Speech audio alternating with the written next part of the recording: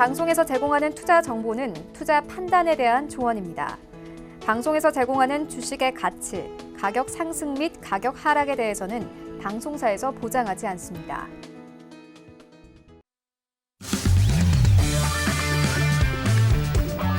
안녕하세요. 고수는 지금의 김성희입니다. 해왕마스터와 함께하는 고수는 지금 오늘도 활짝 문을 열었습니다. 전일 뉴욕 증시는 미중 무역 협상 앞두고 트럼프 대통령이 트위터를 통해서 중국을 위협하면서 3대 지수 모두 하락했습니다. 대선에서 자신이 승리할 경우 협상이 없을 것이라고 경고를 했는데요. 오늘까지 상하이에서 양국의 고위급 협상 진행이 됐는데 큰 성과 없이 끝났습니다. 자, 오늘 미증시는 애플의 실적 호조 발표 그리고 연준의 금리 인하에 대한 기대감 더해지면서 현재 상승권에서 움직이고 있습니다. 자, 미중 무역 협상과 관련한 소식 잠시 후에 더 자세하게 전해드리도록 하겠습니다. 자, 이 밖에도 오늘 다양한 외신을 통한 시황 분석들 준비돼 있으니까요. 이 시간 끝까지 저희와 함께해 주시기 바랍니다. 저희와 1시간 동안 함께 하시면서 추가적으로 많은 궁금한 부분들 생기실 것 같습니다. 해왕마스터의 오픈 채팅방에 들어가시면 방송 시간 이외에도 다양한 정보들 얻어가실 수가 있는데요. 오픈 채팅방에 샘플러스 해왕 검색하시고요. 비밀번호 샘TV 입력하시면 바로 입장하실 수가 있습니다. 이 부분 활용하셔서 여러분들 투자에 많은 도움들 얻어가시기 바랍니다. 자, 그리고 저희 고수는 지금은 유튜브로도 함께 하실 수 있습니다. 유튜브 검색창에 서울경제TV 검색하시면 라이브 방송 보실 수가 있고요. 또 채팅창 참여도 가능합니다. 채팅창에 방송 보시면서 궁금한 부분들 질문 남겨주시면요. 저희가 방송 중에 답변해 드리도록 할 테니까요. 여러분의 많은 참여 기다리고 있겠습니다. 자, 참고로 본 방송에서 제공하는 정보는 투자 판단에 대한 조언일 뿐 해당 상품의 가치와 수익률 보장하지 않는다는 점 기억해 주시고요. 고수는 지금은 자본시장통합법 준수하고 있습니다. 1대1 투자 상담과 유사 수신행위 그리고 무인가 영업행위 등 모든 불법 사항들 엄중하게 금지하고 있음을 알려드립니다. 자, 그럼 오늘도 해왕마스터와 함께합니다.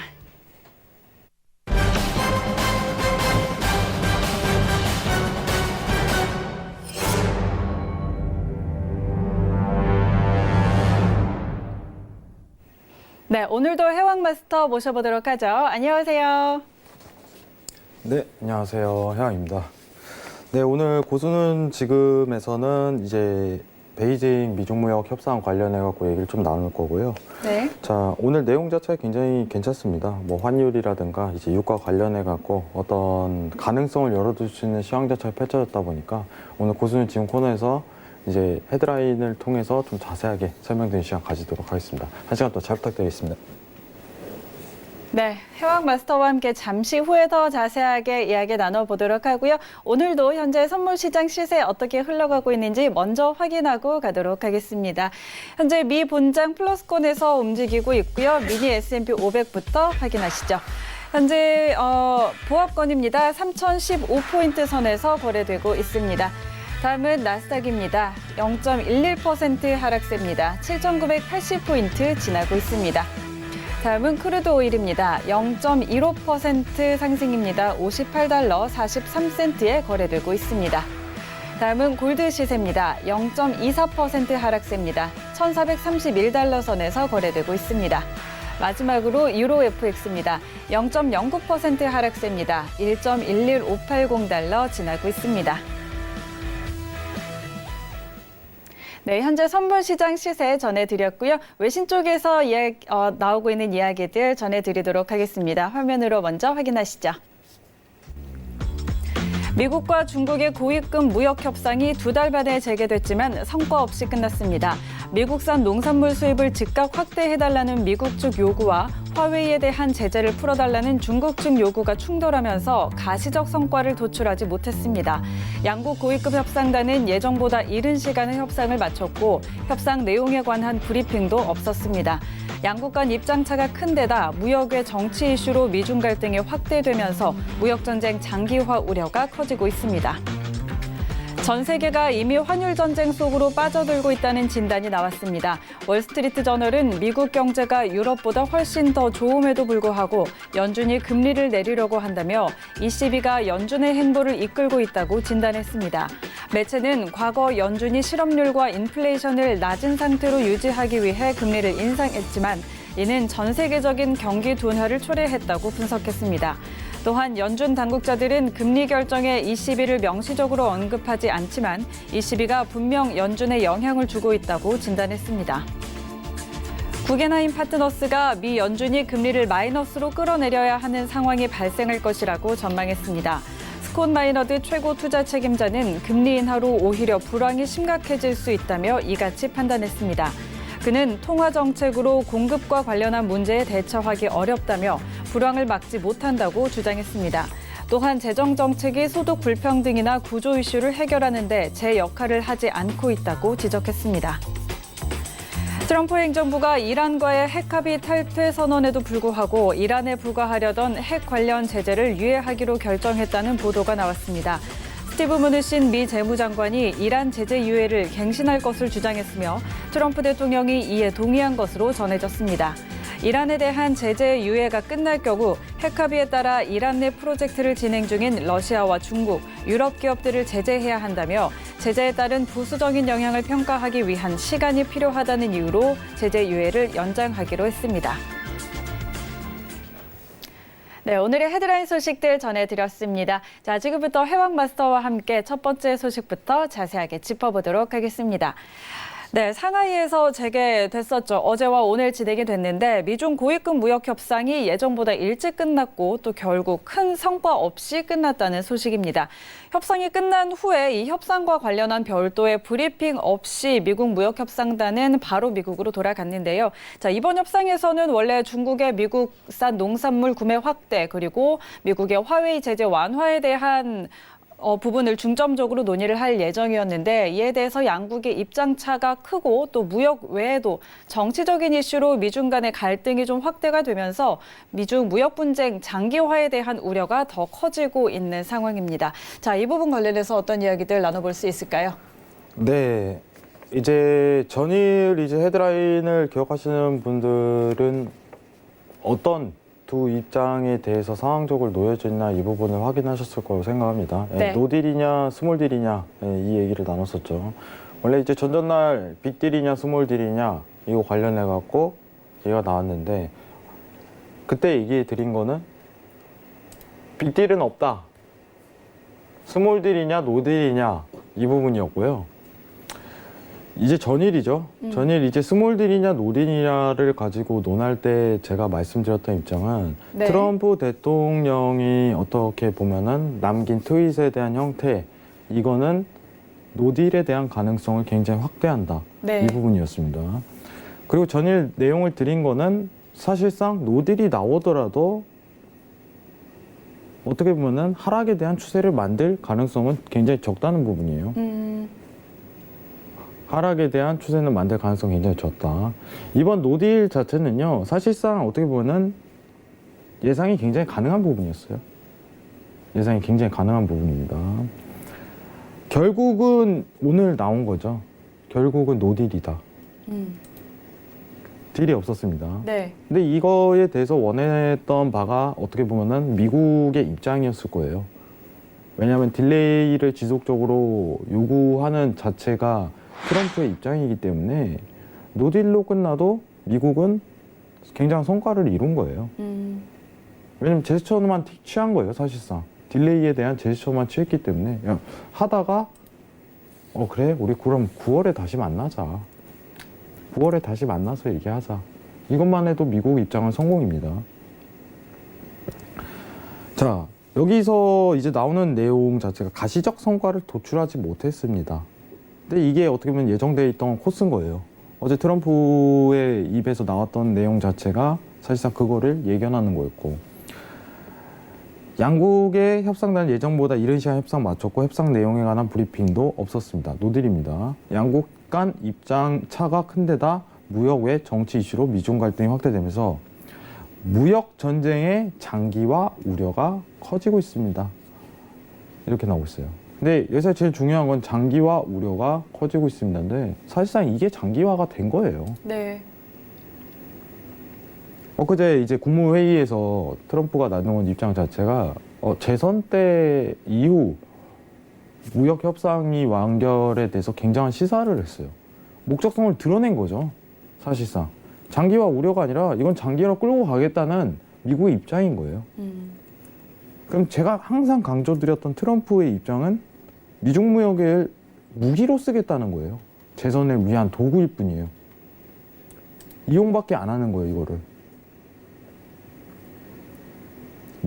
트럼프가 정말 어떻게 보면은 미국인들을 위해 이렇게 한다면은 대단한 딜을 내놓고 중국을 엄청난 압박을 가하면서 대단한 딜을 내놓고 빨리 끝내려고 할 거예요. 굉장히 좋지 않은 형국으로 이어갈 수 있으니까. 근데 트럼프의 목적은 딱 하나입니다. 여러분들, 재선이에요, 재선. 재선이에요. 임기 지금 어떻게 보면 1년가량 남은 상황에서 재선을 위해서 엄청나게 용쓰고 있는 거예요. 근데 이게 먹혀요? 이게 먹힙니다. 이게 투표에 굉장한 영향을 끼쳐요. 미국이 굉장히 유리한 입장을 끌고 가고 있다, 이것만 유지해도요, 트럼프는 인기가 많아져요, 사실상. 굉장히 어떻게 보면은 스마트한 거죠. 어떻게 보면은 굉장히 재선이라는 상황 여건 내에 이거를 이용한다는 것 자체는 전략 자체를 굉장히 잘 꾸리는 거죠. 근데 저는 과감하게 얘기 드리는 것 자체가 이거는 장기화가 될 수밖에 없어요. 이걸 빨리 끝내는 제스처를 절대 안 취할 거예요, 미국은.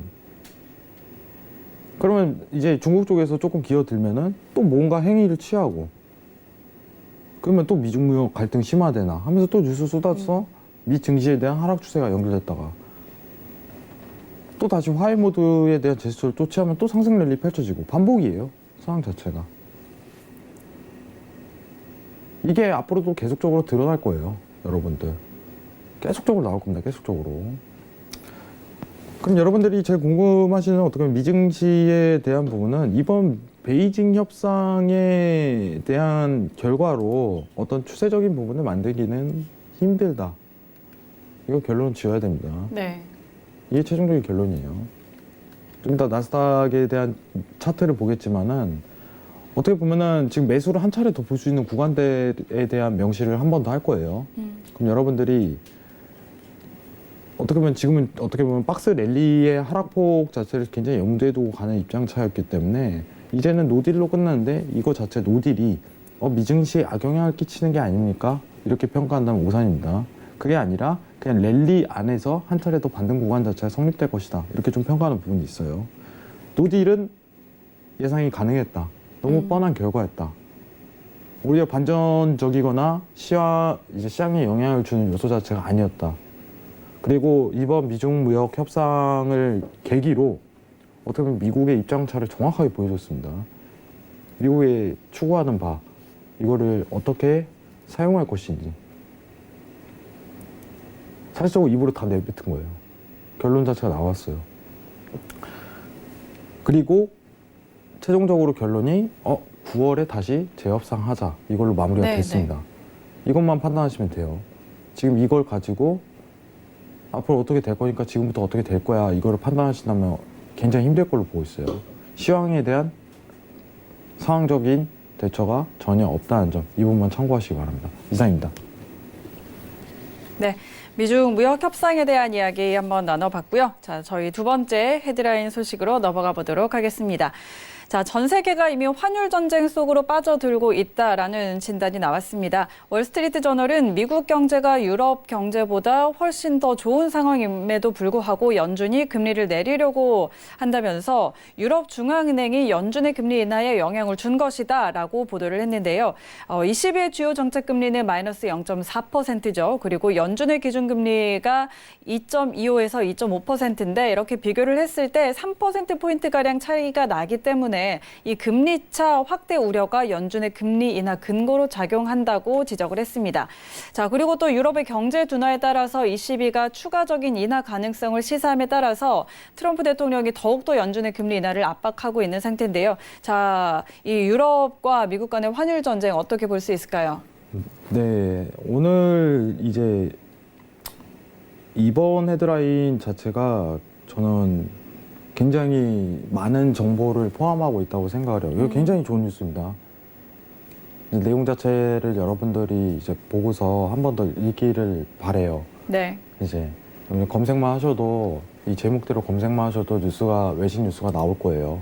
한번 읽기를 바라겠고요. 사실 이 시비가 사실상 경제가 진짜 안 좋아요. 유럽 자체가 경제 안 좋은 건 사실적으로 드러난 부분인데 제가 그 부분은 좀 강조를 계속 드렸었어요. 달러에 대한 강세를 막기 위해서 오히려 금리 인하를 형태를 꾸리는 것이다. 이 부분을 명시한 점이 있어요. 네. 지금 사실상 이제 미국이 금리 인하를 강행군으로 펼칠 명분이 없어요. 명분이 없는 여건 내에서 달러가 초강세가 나오기 위함을 누름밖에 안 된다. 이 부분을 제스처를 취해드렸던 거예요. 근데 여기서 나오는 내용 주체 하나를 좀 자세하게 본다면은 유럽보다 미국이 훨씬 더 좋음에도 불구하고 연준이 금리려고 내리려고 한다면 이 시비가 연준의 행복을 이끌고 있다고 진단했습니다. 이건 맞는 거예요. 이 시비가 너무 강압적으로 이제 양적 완화를 너무 이제 급발진을 밟은 케이스예요. 가만히 있다가 갑자기 엑셀을 확 밟아버린 거예요. 상황 자체가. 그것도 유턴으로. 그럼 벌어지잖아요. 자, 쉽게 얘기를 드리도록 하겠습니다. 미국이 달리고 있고 연준이 좀 느리게 달리고 있는 상황에서 갑자기 유턴해갖고 엑셀을 밟아버려요. 그러면 이제 미국 자체가 달러 강세가 펼쳐지기 때문에 어쩔 수 없이 얘네도 내려가는 강압적인 분위기가 돼버린 거예요. 어쩔 수 없이 유턴하는. 그게 금리 인하인 거예요, 지금. 근데 얘는 이제 유럽은 엑셀을 밟아서 유턴하는 거고, 어떻게 보면은 이제 미국은 그냥 브레이크만 안 밟는 거예요. 상황 자체가. 천천히 유턴하는 거예요. 근데 막을 수는 없다는 거죠. 벌어지는 거에 대해서. 미국 자체는 명분도 없고 금리 인하를 할 만한. 근데 이 시비가 어쩔 수 없이 하기 때문에 네. 달러 강세를 막기 위해 진행을 할 거예요, 얘네는. 달러 강세를 막기 위해. 근데 그게 얼마나 오래 갈지에 대해서 명분이 부족한 것 뿐입니다.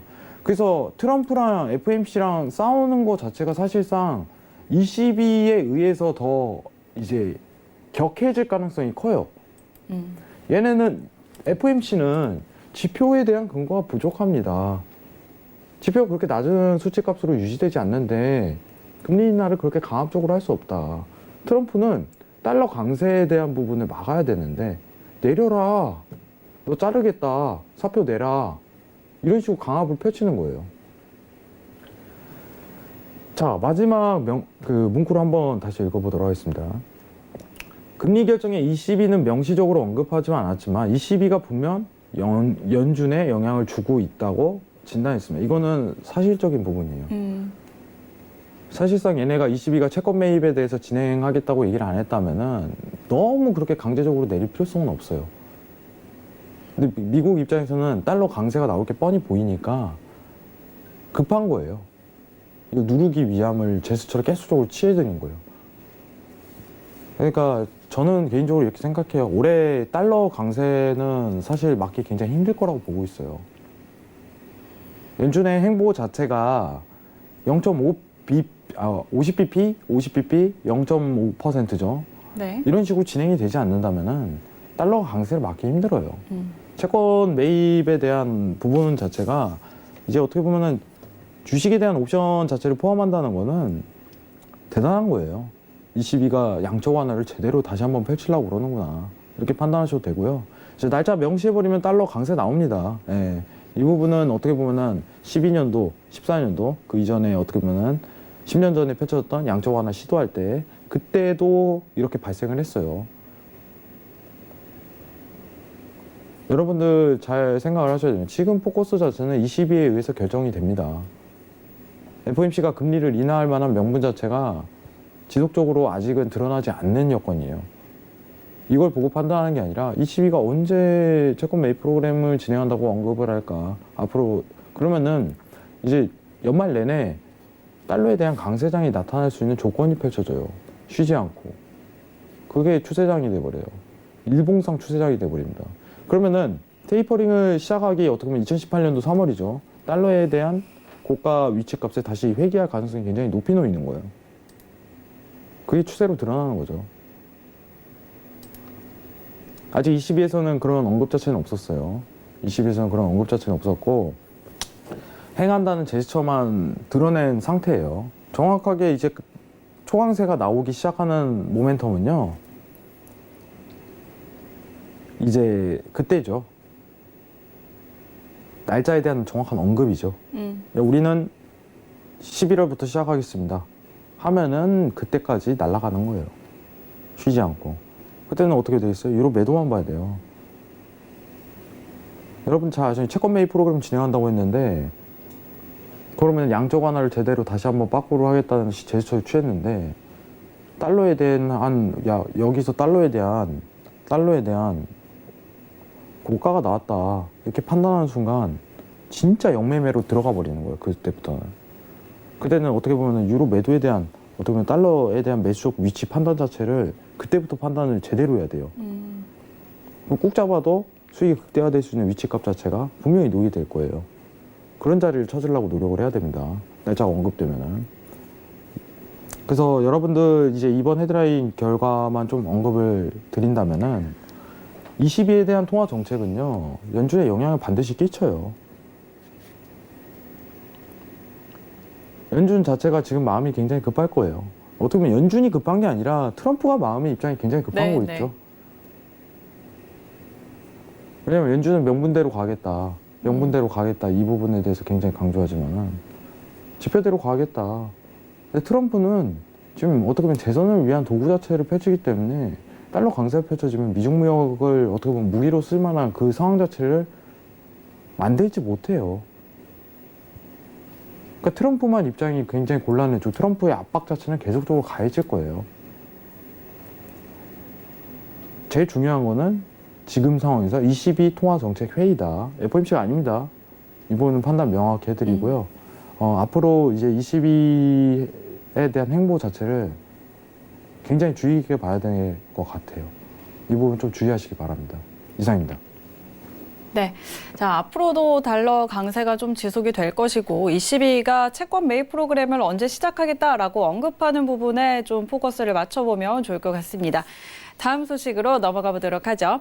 자, 구겐하임 파트너스의 스콧 마이너드 최고 투자 책임자가 연준이 자산 버블을 촉발할 우려가 있는 금리 인하 사이클에 돌입할 예정이라면서 기준금리를 마이너스 영역으로 끌어내려야 하는 상황이 발생할 것이라고 전망을 했습니다.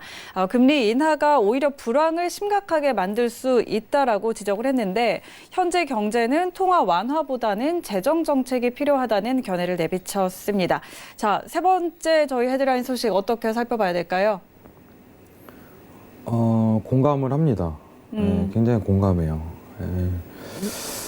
사실 마이너스 금리를 도입하는 것보다 재정 정책으로 좀 문제를 푸는 것 자체가 오히려 더 좋다고 보는 편인데, 근데 이거는 하나의 어떻게 보면 이론이죠. 이제 경제라는 것 자체가 어떻게 보면 정답이 없어요. 시장 상황에 맞게끔 그렇게 하는 건데. 이제 지금 시장 상황에 맞게 어떻게 보면 정책 자체를 펼친다면 저는 재정 정책 자체가 오히려 더 옳다고 보는 편이에요. 네네. 근데 이제 마이너스 금리에 대한 도입이라는 것 자체는 이제 정치적인 부분에 대한 영향이 분명히 있을 거로 보고 있어요. 이거는 하나의 이론이니까 뭐 이 부분이고, 연준이 마이너스 금리를 도입할 것 이거는요. 이건 사실상 지금 상황에서는 가설에 불과해요. 예, 가설일 뿐이에요. 하나의.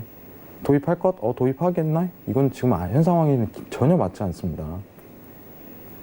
현 상황이 전혀 맞지 않아요. 이 부분을 판단하시고요. 지금 상황에서 어떻게 보면은 재정 정책에 대한 어떻게 보면은 이제 정부나 FOMC의 입장을 펼치는 것 자체가 굉장히 옳은 거죠. 지표에 대한 어떻게 보면은 악영향을 끼치는 어떤 상황에 대한 조건 자체가 만족을 안 하는데도 불구하고 마이너스 금리를 도입하게 된다면은 오히려 거품만 계속적으로 발생하는 이거를 부추기는 것밖에는 안 돼요. 근데 어떻게 보면은 연준 자체도 마이너스 금리를 도입하는 것에 달러 강세에 대해서 굉장히 염두를 하고 있겠죠. 지표 자체를 앞으로 주시를 하겠지만은 지금 당장 마이너스 금리에 대해서 논하는 것 자체는 어떻게 보면 저는 무의미하다고 보고 있어요. 네, 네. 앞으로 상황에 대해서 지켜보고 판단해야 될 문제지. 마이너스 금리를 갑작스럽게 도입한다면은 사실상 경제에 대해서 이제 원칙 자체를 배제하고 정치적인 부분에도만 이용을 하겠다 이거밖에 설명이 안 돼요. 자, 3번 헤드라인 간단하게 결론만 내려드린다면 마이너스 금리를 도입할 것이라는 얘기 자체는요. 지금 상황이랑은 굉장히 맞지 않습니다. 지금 따질 문제가 아니에요. 하지만 재정정책을 필요하다는 거는 굉장히 옳은 말입니다. 근데 구겐하임에서 나오는 내용 자체는 마이너스 금리에 대해서 어떻게든 도입하는 것보다 재정정책을 더 활용해라. 이게 더 맞는 표현이지만 마이너스 금리에 대한 표현 자체는 지금 나올 말이 아니기 때문에 이제 크게 신경은 지금 안 쓰셔도 됩니다. 앞으로 행보 자체를 지켜봐야 되는 거죠, 이 부분은. 지금 어떻게 보면 틀은 정해진 거는 어떻게 보면 이제 오늘이죠. 오늘 새벽 넘어가는 시간에 FOMC 회의 자체가 열리는데 네. 0.25에 대한 가능성이 굉장히 큰 거고 네. 그리고 9월에도 0.25에 대한 가능성이 굉장히 열리는 상황이고 그 이외에는 앞길을 알 수가 없어요. 지속적인 지표를 확인하고 가는 수밖에. 이 부분만 판단하시면 될 것 같아요, 지금은. 더 크게 어떻게 보면 생각에 대해서 확정하는 것 자체는 크게 의미가 없다고 생각합니다. 이상입니다. 네. 자, 마이너스 금리에 대한 부분은 현재 상황에서 고려할 부분이 아니다라고 이야기를 해주셨습니다. 자, 저희 마지막 내용으로 한번 넘어가 보죠. 미 행정부가 이란 핵 계획과 관련해서 이란에 부과하는 5가지 제재를 다시 유예하는 것을 이번 주 중에 발표하겠다라는 보도가 나왔습니다. 스티브 무누신 미 재무장관이 제재 유예가 8월 1일 이전에 연장이 되지 않으면 이란 내에서 프로젝트를 진행하고 있는 러시아나 중국 그리고 유럽 국가 기업들을 제재할 수밖에 없다라고 지적을 하면서 유예 연장을 주장했고 트럼프 대통령이 이에 동의한 부분인데요. 자, 이 부분 어떻게 볼 수 있을까요? 네, 일단은 내용을 다시 한번 읽어보도록 하죠. 네. 제재를 유예하기로 결정했다는 보도가 나왔습니다. 이란에 부과했던.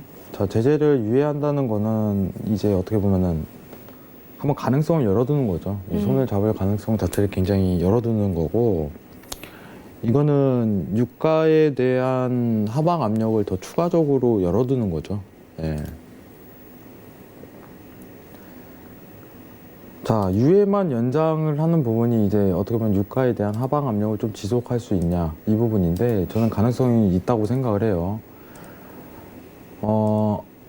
사실상 지금 유가 자체가 이제 최근에 뭐 이란의 미사일이라든가 네. 이런 부분에 대한 부분으로 이제 조정에 대한 압력을 가해진 구간인데 이란 제재를 유예하고 다시 연장 이 부분에 대한 부분을 좀 이따 일단은 지금 간단히 넘기고요. 차트를 보면서 네. 지금 상황에서 이제 유가에 대한 하방 압력 자체가 진행된다면 어디 포인트를 다시 집중을 해야 될지 이 부분은 오히려 더 보는 게 나을 것 같아요. 네, 네.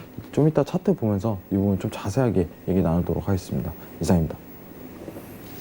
네, 핵 합의와 관련해서 이란에 부과할 제재 유예를 연장하기로 했다라는 부분은 잠시 후에 5일과 관련해서 차트 보면서 다시 한번 더 자세하게 짚어보도록 하겠습니다. 지금까지 해왕마스터와 함께 오늘의 헤드라인 소식들 짚어봤고요. 저희는 다시 한번 현재 선물시장 어떻게 흘러가고 있는지 확인하고 가도록 하겠습니다.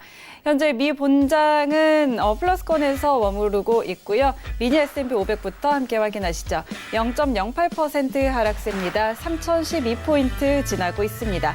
다음은 나스닥입니다. 0.13% 하락세입니다. 7,978포인트 선에서 거래되고 있습니다. 다음은 크루드 오일입니다. 0.12% 상승세입니다. 58달러 37센트 지나고 있습니다. 다음은 골드 시세입니다. 0.24% 하락세입니다. 1,431달러 지나고 있습니다. 마지막으로 유로 FX입니다. 0.13% 하락세입니다. 1.11535달러 지나고 있습니다. 네, 현재 선물 시장 시세 정리해 드렸고요. 자, 오늘 또 원유 재고 발표가 있는 날이죠. 현재 시각 11시 29분인데 잠시 후 30분에 원유 재고 발표가 나오게 됩니다. 오늘 오전에 있었던 API 원유 재고 발표에서는 602만 배럴 원유 재고 감소가 확인이 됐고요. 또 EIA 원유 재고 발표가 있을 예정이니까 잠시 후에 전해드리도록 하겠습니다. 자, 지난주 API 원유 재고 발표에서는 1,096만 배럴 감소 소식이 전해졌고요. 또 EIA 원유 재고 같은 경우는 1,083만 배럴 감소했다는 발표가 있었는데요. 자, 현재 원유 재고 발표 대기하고 있는데 현재 크루드 오일은 58달러 60 네, 변동성이 참 큽니다. 58달러 선에서 거래되고 있다는 점 전해드리고요. 원유 재고 발표하는 대로 저희가 확인해 드리도록 하겠습니다. 네. 자, 오늘은 800만 배럴 가량 발표가 현재 났는데 1,083만 배럴? 지난주에 1,083만 배럴 감소한 걸로 확인이 됐고요. 오늘은 800만 배럴 가량 감소가 된 걸로 현재 확인이 되고 있습니다. 잠시 후에 자막 더 자세하게 나오는 대로 저희가 확인을 해드리겠고요. 네. 네, 849만 배럴가량 감소한 것으로 확인이 됐습니다. 원유 재고 이야기 한번 나눠볼까요? 마스터님? 네, 일단은 4번 헤드라인에 대한 부분을 좀 더 평가해야 되기 때문에 네. 이제 재고에 대한 부분은 크게 신경 쓰지 마시고요. 지금 이탈 이제 지지에 대한 관점 자체를 크게 신경 쓰고 있는 입장이기 때문에 지금 단가 자체가 아직 도달을 안 했어요. 지금 매매하기보다 좀 이따 네. 업앤다운 설명하고서 그때 다시 한번 판단하시는 게 좋을 것 같고 네. 일단은 지금 오늘 원유 재고라는 건 제가 항상 설명드립니다. 거래량이 터지는 시기지 그렇죠. 단순하게 이제 재고 값으로 이게 네. 매수냐 매도냐 판단하는 시기가 아닙니다. 그 시장에 대한 시황 안에서 네. 재고에 대한 발표 자체가 어떤 지지가까지 끌어올리고 추세를 형성할 만한 명분이 있는지 거래만 많이 발생하는 시기예요. 네. 이제 여러분들이 제일 힘든 게 이제 재고 발표는 막 움직이니까 마음만 급해요. 저희 이럴 때 조금 관망하면서 네. 좀 이따 이제 지지에 대한 값을 제가 설명드릴 테니까 그 부분을 좀 더 신경 쓰시면 알 것 같고요. 아직까지는 그 위치값 자체가 도달하지 않았기 때문에 지금 매매하기보다는 좀 이따 이제 제가 재고 원유 설명드리는 거 보고 다시 한번 판단하시는 게 좋을 것 같습니다. 이따 설명드리도록 하겠습니다. 이상입니다. 네. 자, 확실히 원유 재고 발표 앞두고서 거래량이 좀 많이 터지긴 했습니다. 이 부분 관련해서 잠시 후에 더 자세하게 짚어보고요. 자, 오늘 해왕마스터와 함께 다뤄볼 이슈 화면으로 함께 먼저 확인하시죠. 첫 번째 이슈 나스닥입니다. 미중 무역 협상이 성과 없이 끝났습니다. 장기화될 우려가 나오는 가운데 나스닥 대응 전략 짚어봅니다. 두 번째 이슈 크루드 오일입니다. 오늘 오전 API 원유 재고 발표 결과 7주 연속 감소세 나타났습니다. 세 번째 이슈 골드입니다. 연준의 FOMC 회의 기다리고 있는 가운데 골드 대응 전략 짚어봅니다. 자, 오늘도 세 가지 이슈 준비되어 있습니다. 첫 번째 이슈 나스닥부터 함께 짚어보도록 할 텐데요. 미중 무역 협상이 결국에는 노딜로 끝났다는 소식이 전해졌습니다. 미중 무역 협상 장기화될 거라는 우려 더욱더 커지고 있는데요. 이 시점에서 나스닥 어떻게 대응해봐야 할지 해왕마스터의 업앤다운 한번 들어보도록 하겠습니다. 업앤다운 들어볼까요? 하나, 둘, 셋. 네, 오늘은 매도 의견 주셨네요. 오늘 어떤 전략으로 매도 보고 계신가요? 네. 저는 오늘 노딜 자체는 여러분들이 이제 충분히 예상했을 거라고 생각합니다. 네. 이 노딜 자체가 어떻게 보면 시장에 큰 영향을 줄 만한 요소는 아니라고 판단을 하고요. 왜냐하면 다수의 투자자가 어떻게 보면 예상을 했던 부분이기 때문에 최근 6월 초반부터 있었던 상승 랠리에 대한 지속 가능성은 굉장히 큽니다. 상승 랠리에 대한 지속 가능성은 굉장히 높아요. 그런데 그 안에서 이제 노딜에 대한 부분은 단순 이제 60분봉 상황상 지지대를 부딪힐 만한 박스 랠리의 하방 구간에 대한 관점밖에 성립되지 않을 것이다. 이 부분은 좀 판단드리고요. 사실상 이제 매수를 보시는 분들은 8천 라인 자체에 대한 이탈 전까지는 매도에 대해서 포커스를 맞춰야 돼요. 어떻게 보면 수렴 구간 안에서 굉장히 속하기 때문에 이 부분에 포커싱을 맞추시고요. 이제 다시 한번 매수에 대한 관점 자체를 펼치는 구간대는요. 이제 7,915라인이에요. 15라인부터. 이 하방 구간대부터는 여러분들도 아시다시피 이제 매수에 대한 관점을 다시 포커싱 맞춘 자리고 지금 구간대는 수렴 구간에서 하방에 올 자리가 더 큽니다. 단순 이제 노딜에 대한 거는 그 이상에 대한 시황을 포함하기 굉장히 힘들다고 보고 있고 만약에 이 이탈 자체가 이루어진다면은 이 부분은 크게 염두를 해야 됩니다. 이제 어떻게 보면은 시장의 기술적 근거 하에 이 지지에 대한 이탈 자체가 나왔다는 건 하방에 대한 추세 자체가 세게 나올 가능성을 염두해야 되기 때문에 여러분들이 가장 짧은 시기로 손절을 잡을 수 있는 매수 위치 값은 7,915라인, 15라인. 근데 오늘 근거 자체는 노딜에 대한 판단으로 데일리로 매도로 보는 게 가장 이상적인 태도다. 이렇게만 설명을 드리도록 하겠습니다. 이상입니다. 네. 자, 오늘 나스닥 같은 경우는 매도 의견 주셨고요. 8,000선까지는 매도 보시고 7,915선부터는 다시 매수 포지션 볼 것을 제안을 해주셨습니다. 이 부분 참고해 보시면 좋을 것 같습니다. 자, 두 번째 이슈 크루드 오일로 넘어가 보죠. 자, 오늘 오전에 있었던 API 원유 재고 발표 7주 연속 감소세 보이고 있고 조금 전에 전해드렸던 EIA 원유 재고도 감소한 걸로 발표가 됐는데요. 자, 이런 부분과 관련해서 그리고 또 미국과 이란 간의 갈등과 관련해서 현재 구간 오일 어떻게 봐야 할지 해왕마스터의 업앤다운 전략 들어보도록 하죠. 업앤다운 들어봅니다. 하나, 둘, 셋. 네, 오늘 매수 의견 주셨네요. 크루드 오일 어떤 전략일까요? 네, 사실 이제 제가 언급드렸던 전일 위치가 있었는데 네. 자, 여러분들 보시면 아시지만은 사실 이제 기준선에 대한 어제 지지 포인트를 확인하셔라 이 부분을 좀 설명을 드렸을 거예요. 네. 추세가 나올 가능성이 일단은 굉장히 높아요. 이 부분은 좀 설명드렸었는데 사실 이제 기준선의 위치값이 전일 방송을 할 때는 이제 56.70 라인, 이제 60 라인 이 사이여서 제가 이 부분에 대한 어떻게 보면 하락 포인트를 염두에 두고 가라 이렇게 설명을 드렸지만은 이제 기준선에 대한 위치값이 상승 랠리를 펼치면서 그냥 기준선을 맞고 올라간 케이스가 돼버려요. 상황 자체가. 근데 지금 여건 내에서 60분봉에서 일목균형표상 상승 랠리를 펼칠 수 있는 구간대에 속하긴 하지만 문제 자체는 단가에 대한 부분, 이제 전일 이제 추세적인 부분에 의해서 단가적인 부분이 매수 포지션을 잡기 굉장히 힘든 국면이에요. 왜냐면은 상승 랠리를 펼쳤던 여건이 56, 정확하게 56 라인부터 스타트업을 끄는 구간이기 때문에 지금 300팅 라인이 올라온 상황이에요. 그러면은 이거에 대한 추세대 자체가 지지가 근거가 굉장히 명확해요.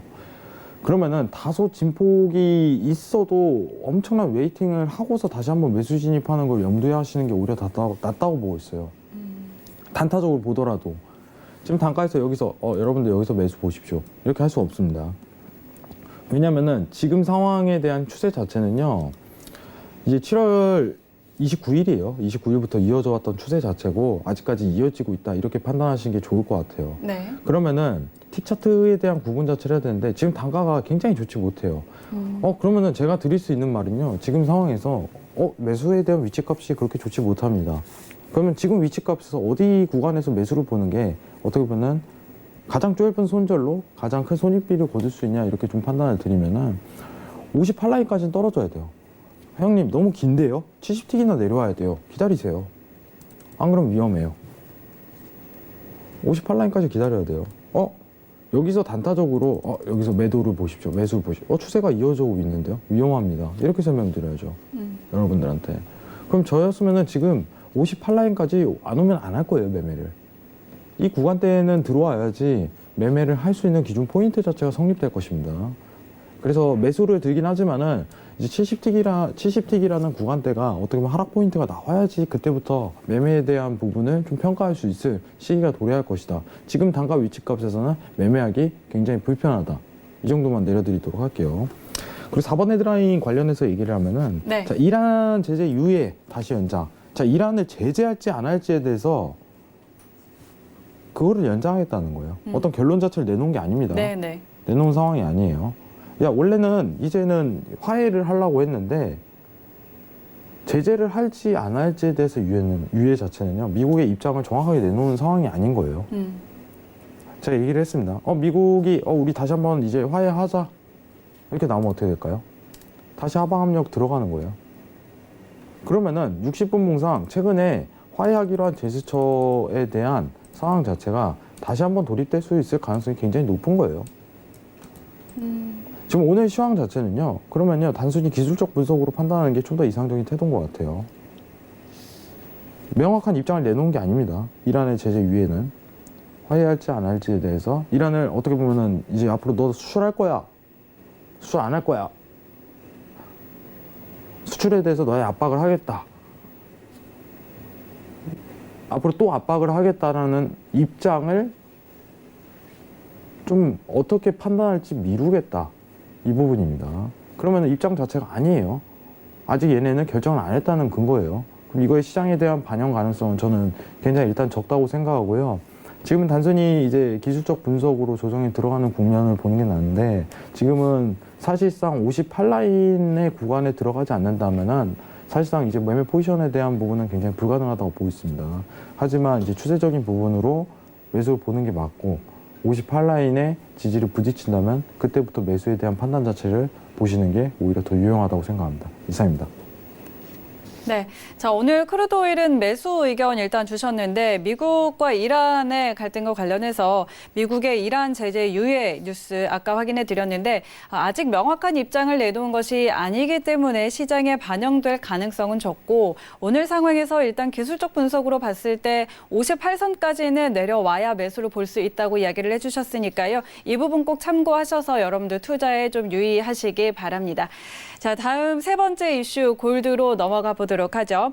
자, 연준의 금리 인하 가능성 그리고 ECB의 추가적인 통화 완화 정책 이런 것들이 모두 반영이 되면서 골드 상승하고 있는데요. 또 이제 곧 있을 FOMC 회의 결과에 주목을 하고 있는 상황입니다. 자, 오늘 구간에서 골드 대응 전략 어떻게 가져가야 할지 해왕 마스터의 업앤다운 들어보도록 하죠.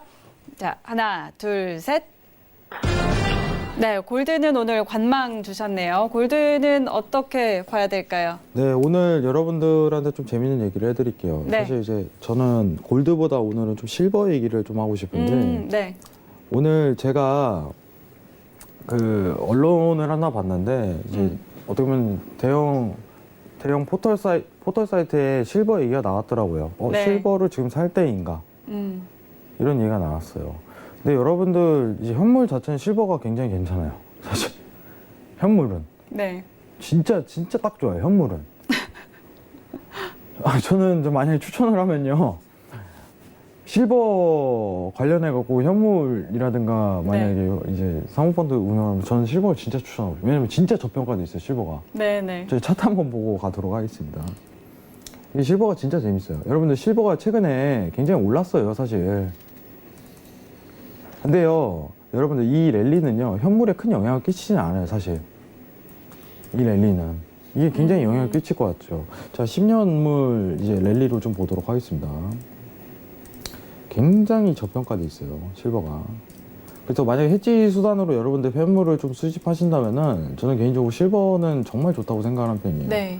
자, 2010년부터 펼쳐졌던 랠리 구간대에서 여러분들 지금 단기적인 어떻게 보면 상대적인 위치값만 좀 보고 판단하시기 바랍니다. 자, 피디님 자막 좀 빼주세요. 자, 지금 보시면은 실버 단가 자체가 선물 지수로 이제 엄청 밑에 위치하고 있습니다. 이거 오르기 아니에요, 여러분들. 근데 이제 양쪽 알아라는 시도 자체는요, 앞으로 이 해지 수단에서 방어적인 부분을 취할 가능성이 가장 높은 현물 수단 자체가 저는 실버라고 평가를 해요.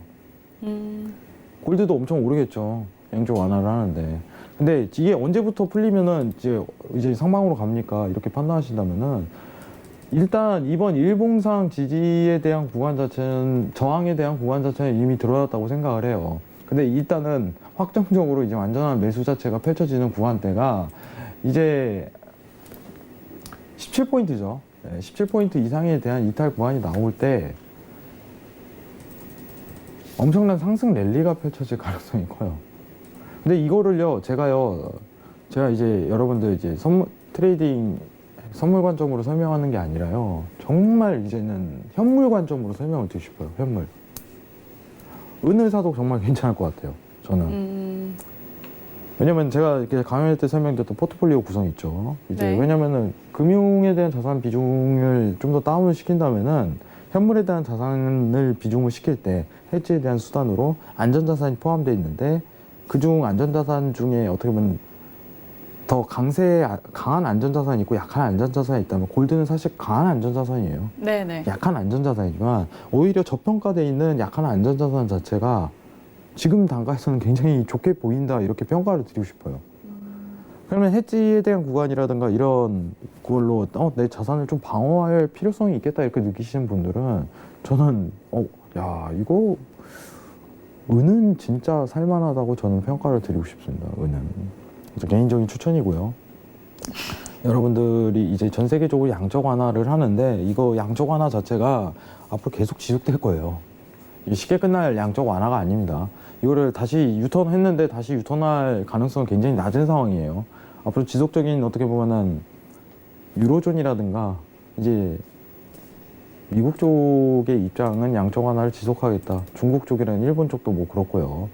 그러면은 안전자산에 대한 상승 랠리에 대한 가능성은 굉장히 높이 평가되는 거고 어떻게 보면은 17포인트 이상에 대한 이탈이 나올 시 좀 강력한 상방에 대한 추세 자체가 이어질 가능성이 굉장히 있어요. 17라인. 근데 저는 여러분들한테 설명드리겠습니다. 선물은 레버리지가 너무 커요. 네. 여러분들 이제 가끔 어떻게 보면은 이렇게 얘기하시는 분이 있어요. 아, 골드를 매수를 해야죠, 선물로. 세계 경제가 악화되면은. 여러분들 그거는요, 선물은요, 개념 자체가 달라요. 레버리지가. 이거 가끔 이상한 소리 하는 사람이 있는데, 현물이랑 선물을 비교하는 거는요, 말이 안 되는 거예요. 말이 안 되는 겁니다. 현물 개념에서 안전자산은요, 완전한 어떻게 보면은 리스크 방어 수단으로 내 네. 자산을 보유하겠다는 개념이고, 선물에 대한 개념은요, 어떻게 보면은 레버리지를 늘리더라도 수익성을 극대화시키겠다는 관점 자체로 펼치는 거예요. 네. 완전 개념 자체가 다릅니다. 근데 양쪽 하나 시도해서 야 지금은 안전자산에 추구할 시기야. 이 부분을 접근을 하는데 선물에 대한 매수를 볼 거야. 이런 부분을 평가한다면은 완전히 다른 부분이에요. 아 나는 완전한 고수익을 노려보겠다. 이런 판단을 한다면 선물이 맞지만은 좀 리스크가 크더라도 고수익을 노려보겠다. 이런 부분을 평가할 수 있지만은 현물 자체에 대해서 어떻게 보면 수요가 몰리니까 선물을 매수하겠다 이 부분을 평가하는 거는요 어떻게 보면은 접근에 대한 부분부터 평가 자체가 틀려지는 거예요. 제가 예전에 그런 내용 자체를 봤어요. 야 세계 경제가 악화되면은 골드 선물을 매수해야지. 누가 빠를 사? 그런 말을 꺼내는 거는 굉장히 잘못된 표현입니다. 네. 여러분 진짜 실제 부자들은요 자산 방어를 잘해요. 여러분 주변에도 어떻게 보면 자기 이제 재산에 대한 포트폴리오 구성하시는 분들 굉장히 많을 거예요. 근데 투자에 대한 관점, 철학을 제대로 가지신 분이라면은 오히려 이런 현물, 이제 금, 은 거래소에서 실질적인 현물 사는 거 자체를 굉장히 염두하고 있어요. 네네. 그런 부분에 대한 게 잘못된 게 아니에요. 저는 오히려 올바른 습관에 대한 투자를 기를 수 있는 수단이라고 생각을 합니다. 그렇기 때문에 여러분들한테 오늘 고수는 지금에서 좀 설명드리고 싶은 거는 현물에 대한 어떻게 보면 이런 부분도 굉장히 투자로서 염두를 많이 하셔도 좋다고 평가를 드리도록 하겠습니다. 자 일단은 마무리 내용을 좀 지어야 되는데 내일 이제 FOMC 회의가 열려요. 네. 여러분들 제가 마무리로 좀 설명을 드리겠다면 지금 0.25포인트로 가능성이 가장 대두가 되는 상황입니다. 그렇죠. 하지만 0.5포인트가 나온다면 달러에 대한 약세장이 데일리로 엄청나게 나올 거예요. 네. 왜냐하면 시장에 반영되지 않았던 부분이 각자스럽게 반영되다 보니까. 근데 25포인트가 나온다면은 가장 집중해야 될 내용 자체는 뭐냐면은 향후 금리 인하에 대한 거를 어떻게 표현을 하느냐예요. 인하에 대한 부분을 강력하게 표현을 한다면은 달러에 대한 약세장이 나오겠죠. 데일리로. 하지만 흐지부지하게 어떻게 보면 그냥 무마시켜서 넘긴다. 그러면은 그날 이제 데일리 달러에 대한 부분은 강세장이든 약세장이 터지지 않을 가능성이 굉장히 높다. 이 부분을 평가하시는 게 옳은 것 같습니다. 이상입니다. 네.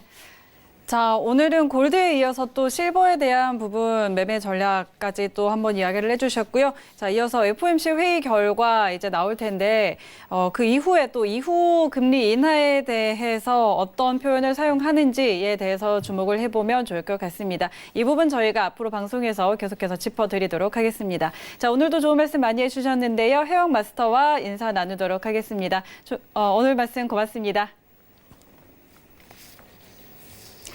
네, 오늘도 1시간 동안 저희 많은 내용들 정리해 드렸습니다. 참고로 본 방송에서 제공하는 정보는 투자 판단에 대한 조언일 뿐 해당 상품의 가치와 수익을 보장하지 않는다는 점 기억해 주시고요. 고수는 지금은 자본시장통합법 준수하고 있습니다. 1:1 투자 상담과 유사 수신행위 그리고 무인가 영업행위 등 모든 불법 사항들 엄중하게 금지하고 있음을 알려드립니다.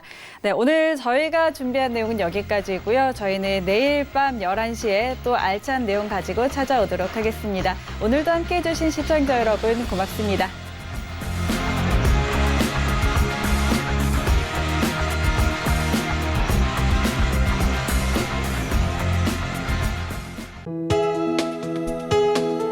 본 방송에서 제공하는 투자 정보는 투자 판단에 대한 조언입니다. 방송에서 제공하는 주식의 가치, 가격 상승 및 가격 하락에 대해서는 방송사에서 보장하지 않습니다.